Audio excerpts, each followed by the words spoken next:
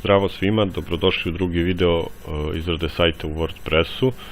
Moje ime je Nemanja i u ovom videu ćemo govoriti o hostingu.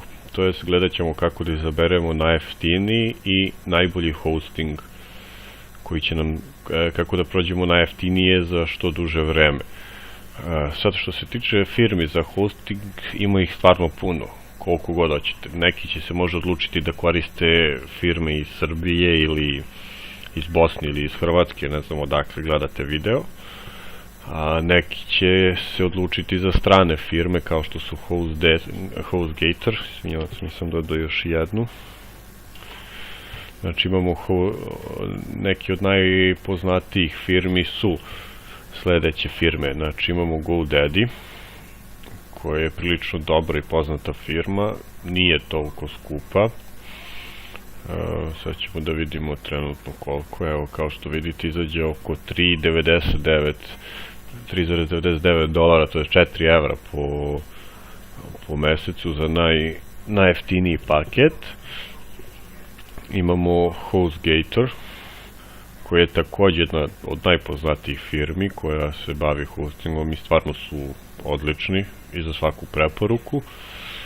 Isto također imate Hatchling, takozvani Hatchling plan, koji je 3,45 po mesecu, ovo je u dolarima kao što vidite.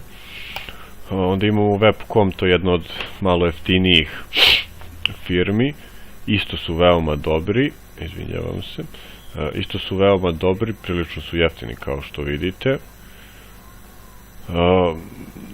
Koristio sam ih, nisam fan neki veliki njih zbog same odjave, zato što bukvalno mora da zovete ovaj broj gore, to jest Ameriku, i to mi se uopšte ne sviđa, ali gubite vreme i zavisi odakle zovete. Ja, pošto koristim SBB-ov telefon, nisam plaćao ništa, ali znam ljude koji su morali na kraju da plate i operateru to što su zvali, pa je izašlo 3 put skuplje sve to.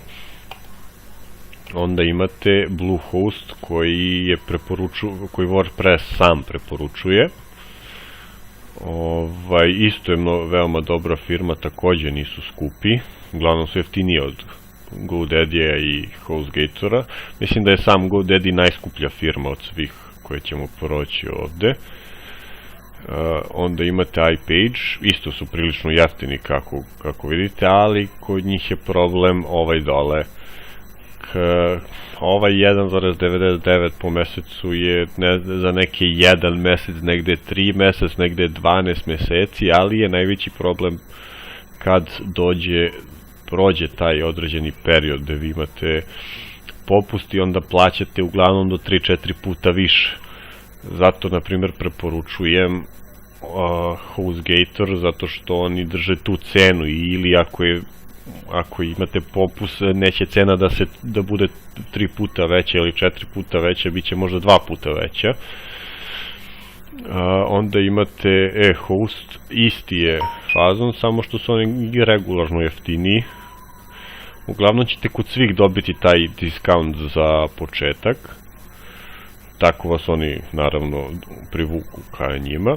I imate One and One hosting, ja taj hosting koristim.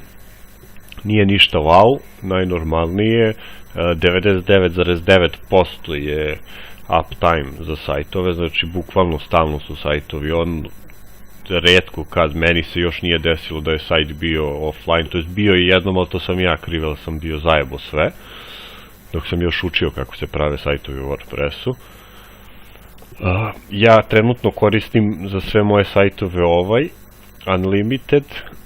Kao što vidite, 12 meseci je 0,99 dolara, i da kažemo 1 dolar, izađe vas 11,88 dolara cijela godina sa besplatnim domenom, što mislim da je prilično dobra cena, zato što verovatno vam je budžet mali i najbolje je sačuvati pare za kasnije, za marketing, za Fiverr, za tako neke stvari koje će vam više značiti, pošto u početku ćete imati male sajtove, tako da koristili HostGator, GoDaddy, Bluehost, iPage ili One and One nema nikakve veze, zato što su vam sajtovi mali i radit ću u svakom slučaju brzo.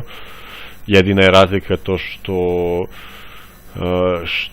što su, kažem, malo su slabiji serveri na one-on-one-u od ostalih, to jest, kad kažem ostalih, mislim na HostGator, GoDaddy i Bluehost, na jače firme. Ove ostale firme su uglavnom sve iste.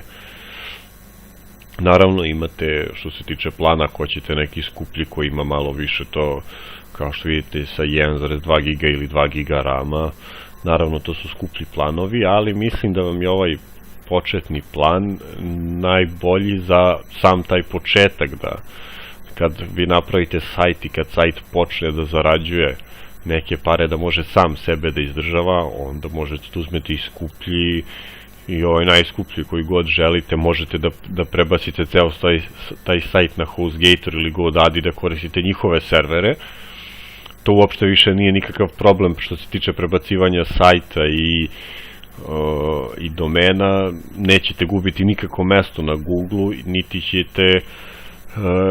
niti ćete to morati sami da radite. Uglavnom sve te firme imaju svoje ljude koji će uraditi za vas.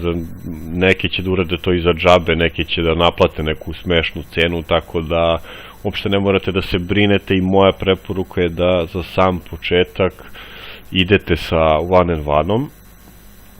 Čisto dok ne počnete neke pare da zarađujete, dok nemate neki budžet malo veći, da možete da priuštite hosting kompanije kao što su GoDaddy i HostGator. Naravno, to je vaša odluka, birate koju god hoćete, prođite ih sve malo detaljnije, sve oni imaju svoje opise, svoje vrste programa, to jest proizvoda, izvinjavam se.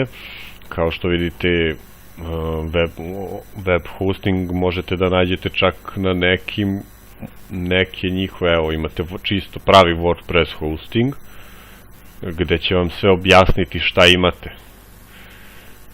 sa dodatnim objašnjenjima kao što vidite.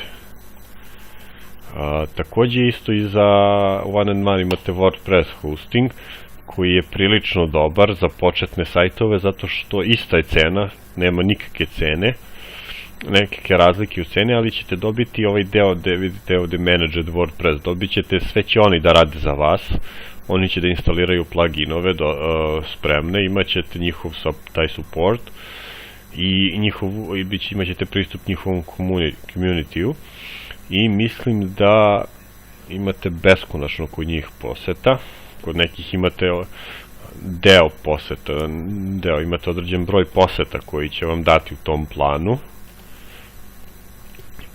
Onda imate dobru zaštitu, tako da preporučujem da ja koristim dva moja plana su